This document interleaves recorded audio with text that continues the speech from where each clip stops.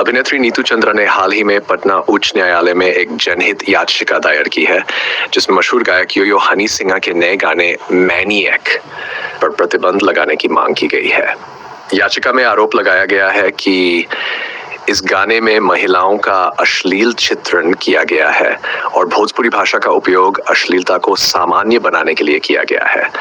नीतू चंद्रा ने अपनी याचिका में कहा है कि इस प्रकार के गानों में द्व्यर्थी शब्दों का उपयोग समाज के सभी वर्गों, विशेषकर बच्चों और महिलाओं पर नकारात्मक प्रभाव डालता है।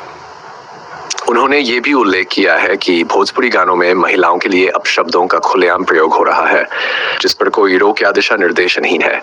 इस याचिका पर पटना उच्च न्यायालय ने केंद्र सरकार से जवाब मांगा है। मामले की सुनवाई 11 मार्च 2019 को होने की संभावना है। यह मामला महिलाओं के सम्मान और अश्लील सामग्री के प्रसार के खिलाफ एक महत्वपूर्ण कदम के रूप में देखा जा रहा है। यह देखना महत्वपूर्ण होगा कि न्यायालय इस पर क्या निर्णय लेता है और इससे भविष्य में संगीत और मनोरंजन उद्योग में क्या प्रभाव पड़ता है। इस विवाद से संबंधित अधिक जानकारी के लिए आप निम्नलिखित वीडियो देख सकते हैं।